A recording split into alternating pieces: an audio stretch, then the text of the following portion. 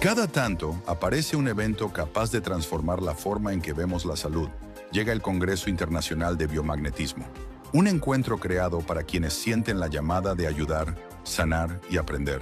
Conferencias, demostraciones, maestros internacionales. Profesionales de diferentes países compartirán experiencias, investigaciones, aplicaciones y metodologías actualizadas. La Comunidad Mundial de Biomagnetismo se reúne nuevamente. Congreso Internacional de Biomagnetismo 2026. Lo que viene es histórico.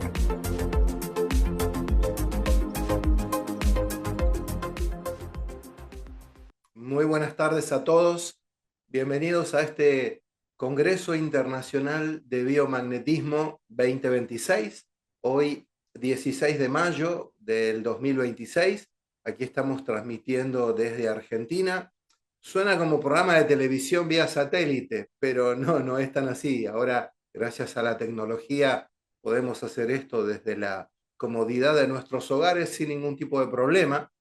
Y como les decía, para nosotros es una enorme alegría poder reunirnos hoy desde distintos lugares del mundo para compartir conocimientos, experiencias y sobre todo miradas sobre una terapia que sigue creciendo.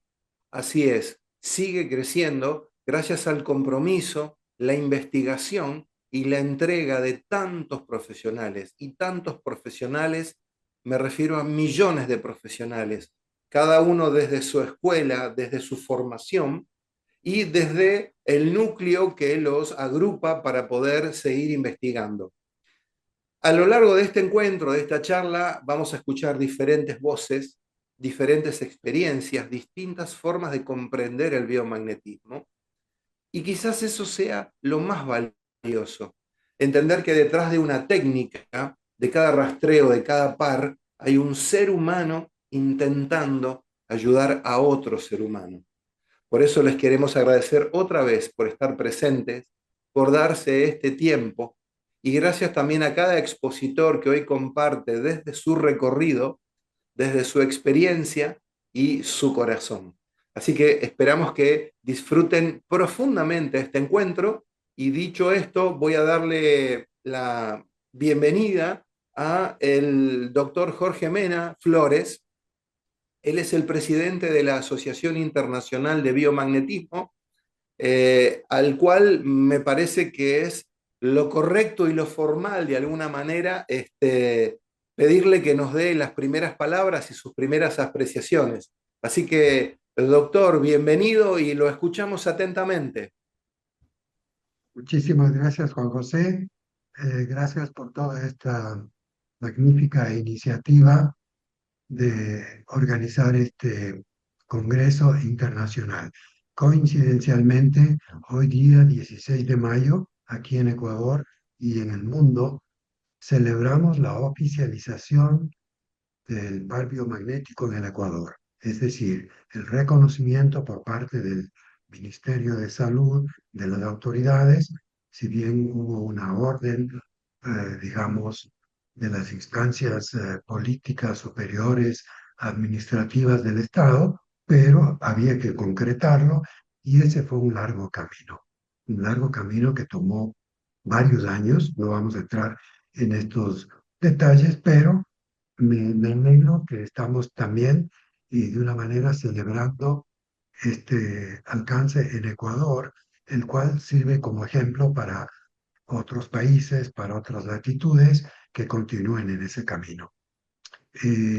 Quiero dar inicio oficialmente a este evento como presidente de la Asociación Internacional de Biomagnetismo y de Bioenergética. Este es un grupo de estudio, un grupo académico que cada semana tiene su análisis de los pares biomagnéticos. Esta información ustedes la pueden encontrar en la página de Gustavo Vázquez, Biomagnetismo Colombia, en la cual se difunde todo este conocimiento.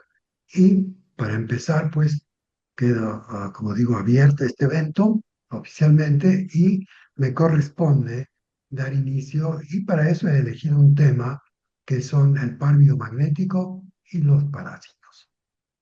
Y poco a poco vamos a ir esto desarrollando para que vean ustedes la importancia. Y en la actualidad sí hay que revisar este tema y yo lo incluyo como primera línea de tratamiento, revisar el tema de los parásitos. Esto es muy importante. Voy a compartir pantalla. Aquí tenemos la parasitosis.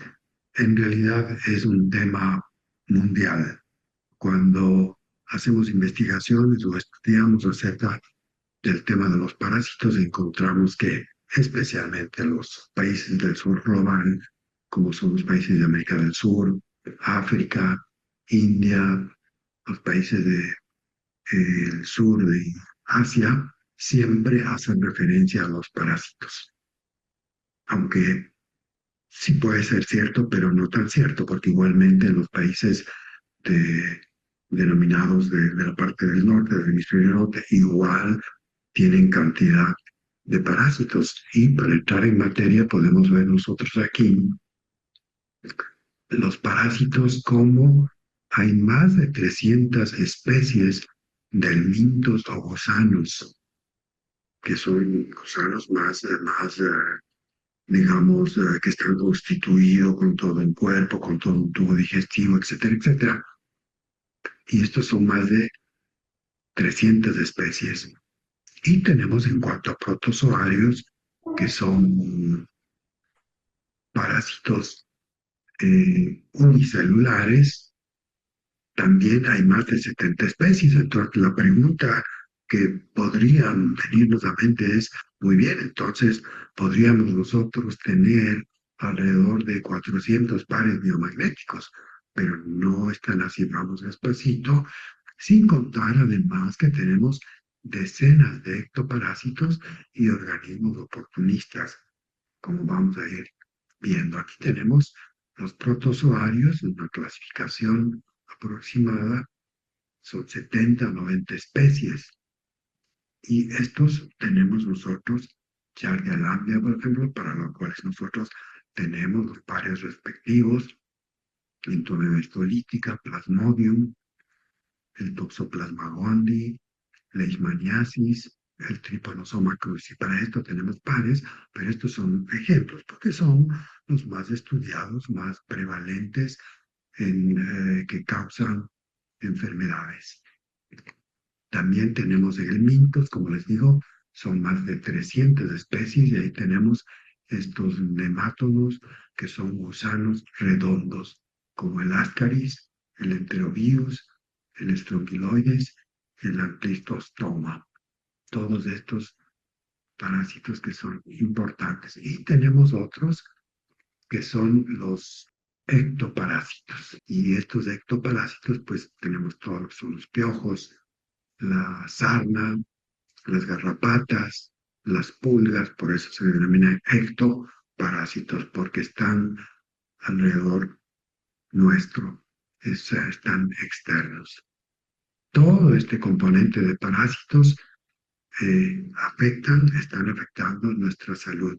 Y tenemos aquí, como dato epidemiológico importante, existe alrededor de 3.000 millones de personas que tienen o han tenido algún tipo de parasitosis. Las más frecuentes conocidas son la ascariasis, giardiasis, amibiasis, oxyurasis y anquilostomiasis. También hay que decir que los parásitos pueden permanecer años, durante años en el cuerpo. Y también hay que decir que algo que es totalmente otro tema, que lo veremos más adelante, cómo puede modular el sistema inmune. Justamente ahora se habla del exceso de higiene, especialmente en países del norte, en donde recomiendan que los niños, por ejemplo, tengan una mascota, porque tampoco es así que no tenemos que tener, o sea, un ambiente extremadamente en higiene no ayuda mucho.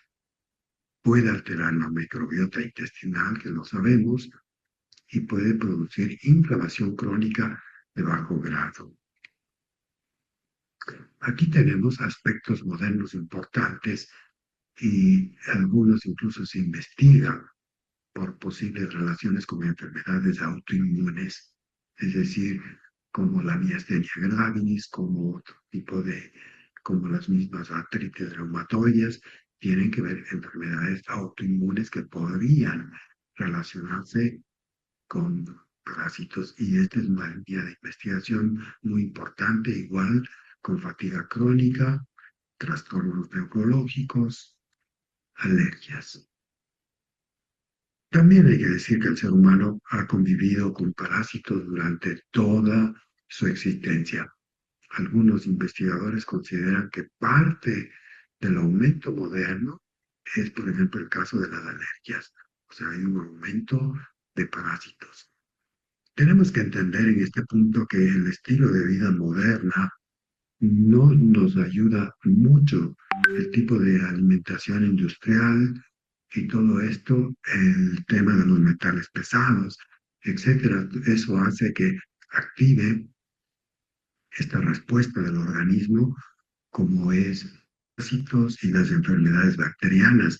Y no es que los parásitos sean malas, simplemente donde hay un ambiente excesivamente contaminado, excesivamente tóxicos, en un plan de remediación ambiental, igual que existe en la naturaleza, pueden ahí haber la presencia de parásitos. Hay enfermedades autoinmunes como la inflamación crónica, y esto podría relacionarse más bien con la pérdida de ciertos microorganismos y helmintos, que fíjense, helmintos que actúan como reguladores del sistema inmune. Y aquí viene lo que les comentaba, esta hipótesis de la higiene. El exceso de higiene tampoco puede ayudar. Es lo que nos pasaba en la época de la pandemia con este lavado de manos excesivos, con este uso de cremas, etcétera. Se producía resequedad de la piel y esto generaba otro tipo de problemas. También tenemos que ver que hay recursos inmunológicos. La respuesta inmune antiparasitaria es una de las más complejas del organismo. ¿Por qué? Porque los parásitos son grandes. Hay parásitos que pueden medir entre 20 y 30 centímetros, como el caso de las tenias.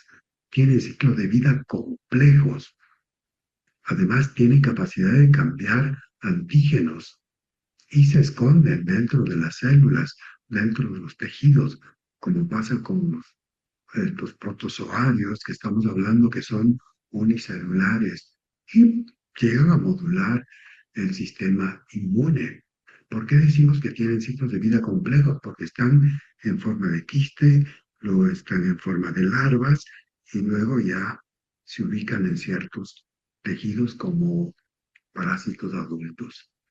Sin embargo, el cuerpo humano tiene mecanismos, o sea, no crean que estamos 100% expuestos a los parásitos sin que exista una respuesta, una actividad, y tenemos ahí respuestas de tipo físico, de tipo químico, celular, humorales, inflamatorios, neuroinmunológicos. Por ejemplo, una barrera física y química es la piel y las mucosas. Y esto es contra protozoarios y ectoparásitos. Fíjense cómo la piel y las mucosas, y esto puede causar descamación, secreciones. Aquí podemos ver la mucosa intestinal que genera un moco.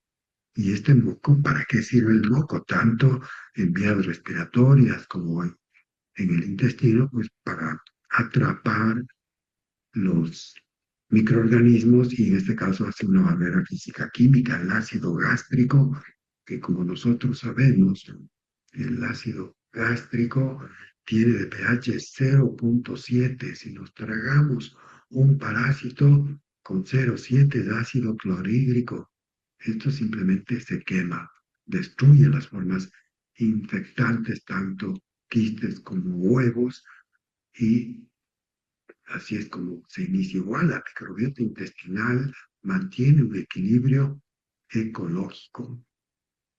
Sin embargo, bien sabemos que el estrés ahora se estudia esta relación entre el intestino y el cerebro, y el estrés puede alterar la microbiota intestinal, ese equilibrio. ¿Y por qué es importante la microbiota intestinal? Porque aquí es donde se va a producir toda la fermentación, son nuestros colaboradores. Este discurso de que el microorganismo es el enemigo, este es un discurso totalmente equivocado. El microbioma es muy importante. Teóricamente se podría decir que si perdemos la microbiota, si teóricamente sacaríamos todos los microorganismos de una persona, no dura más de 2 o 3 semanas. Es muy importante porque participa en la absorción, participa en la síntesis de vitaminas, tiene actividades importantísimas en la fermentación que hace biodisponible a los alimentos. También tenemos este moco que habíamos referido, intestinal y también respiratorio, que atrapa y elimina los parásitos, especialmente los helmintos. También tenemos el tránsito intestinal, que lo que hace es participar en este peristaltismo, en este empujar, y lo hace de manera mecánica para ayudar, obviamente como respuestas vamos a tener diarreas, cólicos, pero muchos de estos, bien sabemos que en crisis curativas, las diarreas lo que ayudan es a limpiar el organismo, se está curando. También tenemos una otra línea que vendría a ser la sangre, que son estructuras sanguíneas, como son los eosinófilos, que lo que hacen es liberar proteínas que son tóxicas o antiparasitarias, pueden paralizar a un parásito. Imagínense ustedes la capacidad que tiene el sistema inmune. También tenemos los mastocitos que liberan histamina, y esto puede ayudar. Helmintos, ectoparásitos, son los que van a causar prurito, inflamación.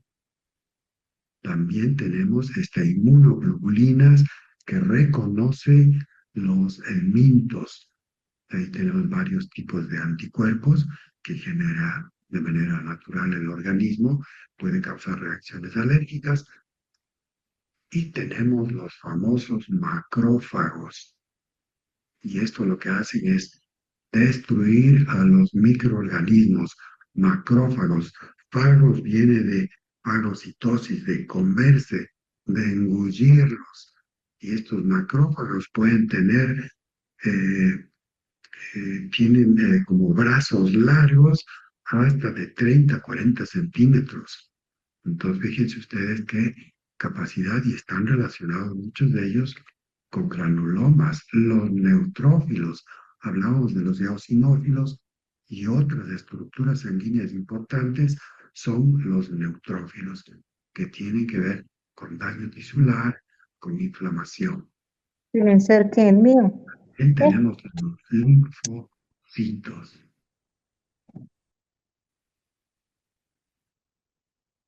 Que participan en la respuesta antiparasitaria, en el caso de helmintos, y en la producción de los inmunoglobulinas de tipo E. Los linfocitos TH1 también activan la inmunidad celular. Fíjense ustedes qué cantidad de recursos con los que cuenta el organismo. Hay un sistema complemento que tiene que ver con la lisis, cuando destruye los tejidos, y la opsonización, que igualmente son una producción de proteínas que va a identificar los organismos, quedan marcados, y esto sirve para protozoarios y que son causantes de inflamación vascular. Las citocinas, las famosas citocinas que hacen la activación de eosinófilos y de las mucosas en caso de helmintos y secreción de mucosas. Aquí podemos ver la citocina, la actividad antiviral y cómo activan los killer cells, que son estas células del sistema inmune, CD3, CD4.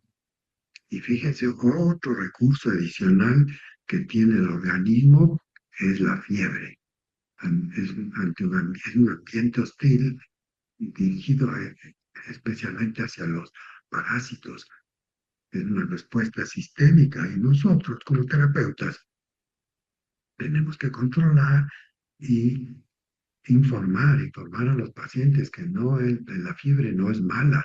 Esto está activando todo el sistema inmune, todos los recursos con los que cuenta el organismo. Entonces, la fiebre simplemente no hay que permitir que llegue a 40, 41 grados, que puede haber daño cerebral, pero sí mantenerle friecita al paciente a través de baños de agua fría, a veces inclusive se usa hielo, pero no usen antipiréticos, o sea, no quiten el calor o la fiebre, que es muy importante.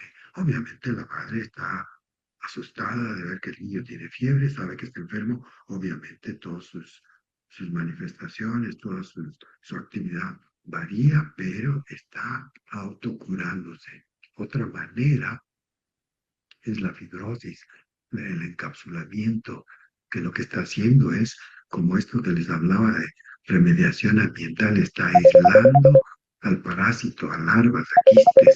Esto genera granulomas. Estos son los granulomas que son respuestas del organismo a diferentes patógenos. Tenemos otro proceso importante que es la apoptosis celular.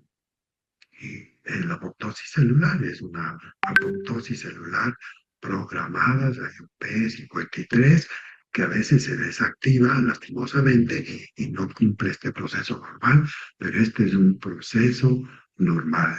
La apoptosis de muerte celular programada, y en el caso que hay una invasión de protozoos intracelulares, entonces se activa este mecanismo para controlar. También hay una respuesta neuroinmune. En el caso de infección persistente, se activa el sistema de estrés y de vigilancia permanente. Todos estos recursos tiene. Ahora, en el enfoque clásico, la pregunta es ¿qué organismo tiene? Y claro, de acuerdo al organismo, pues entonces se recurre a lo que se conoce en medicina convencional, pero pocas veces la pregunta debería ser, ¿por qué este organismo encontró condiciones para mantenerse? ¿Por qué si con todos estos recursos que hablamos de todas maneras, el patógeno se instaura en el organismo?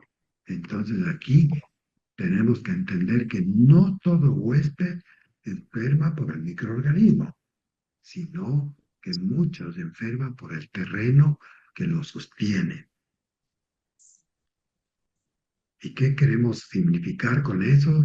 Que el ambiente interno es lo que sostiene que se mantenga. Y si el ambiente interno no está saludable, como decimos, hay mucho desequilibrio, entonces aquí entramos nosotros con el par biomagnético, porque lo que propone es que ciertos desequilibrios funcionales pueden reflejarse en polaridades alteradas entre los tejidos. Y desde esta perspectiva, la aplicación de imanes, ¿qué es lo que busca? Primero, la neutralidad bioeléctrica, porque hay un desequilibrio bioeléctrico, una homeostasis funcional, es decir, un equilibrio funcional, un menor drenaje fisiológico, porque cuando aplicamos el imán estamos orientando con el spin y restablecemos el funcionamiento del organismo. Es el propio organismo que se cura con el apoyo de esta posibilidad que tenemos con los imanes. Hay una modulación del estrés biológico y una recuperación del terreno interno. ¿Por qué? Porque al aplicar imán estamos recuperando esto. No necesariamente trabaja contra el nombre del trabajo, trabaja sobre el órgano huésped, sobre la resonancia que está alterada, sobre el ambiente metabólico, sobre la disfunción asociada. Eso es lo que estamos buscando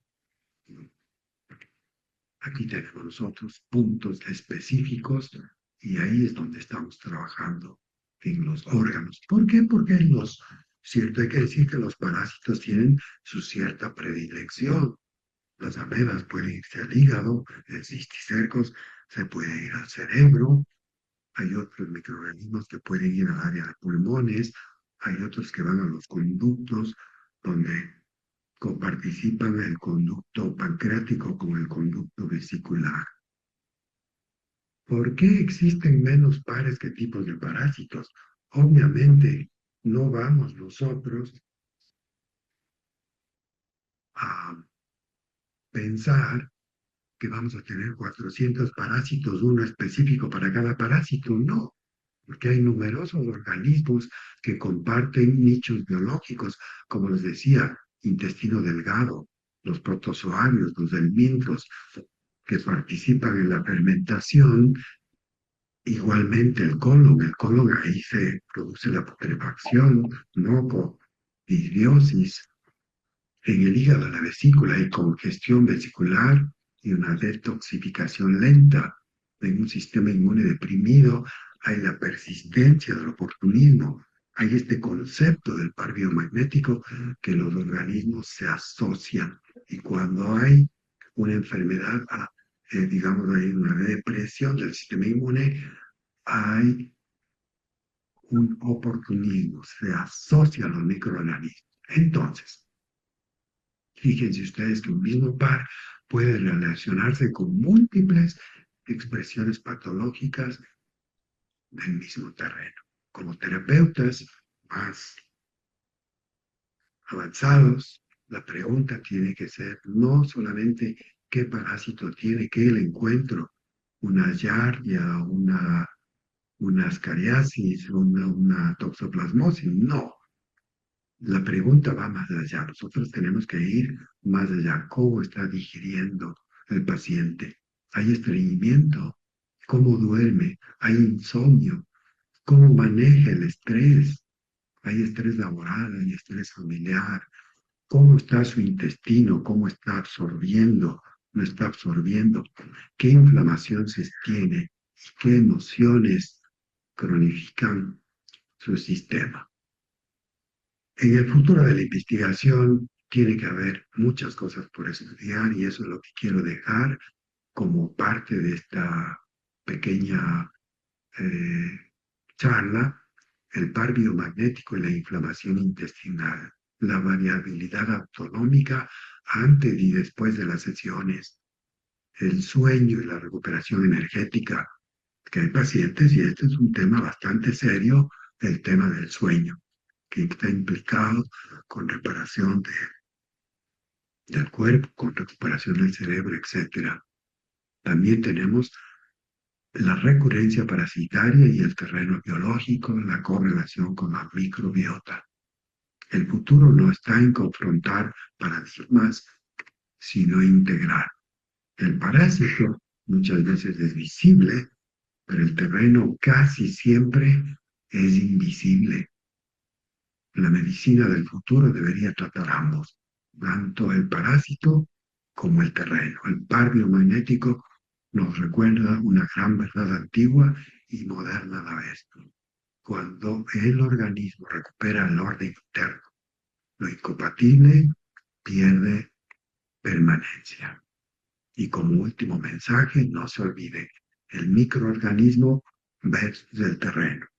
Si el terreno biológico está bien, el microorganismo no va a tener espacio para establecerse en el cuerpo. Con esto terminamos. Quiero agradecerles y dejarles este pequeño mensaje. Muchísimas gracias. Buenas tardes. Bueno, gracias a usted, doctor. La verdad que muy, muy interesante. Queremos dedicarle este aplauso para usted. Gracias por la participación. Así que bueno, muy bien, muy bien. Bueno, ¿cómo van hasta ahora? Queremos agradecerles a toda la gente que se está uniendo Y bueno, ojalá que haya posibilidades para que puedan ingresar todos, pero este tipo de reuniones, de contactos siempre tienen un tope. Así que bueno, esperemos que todos puedan entrar antes que lleguemos a ese tope.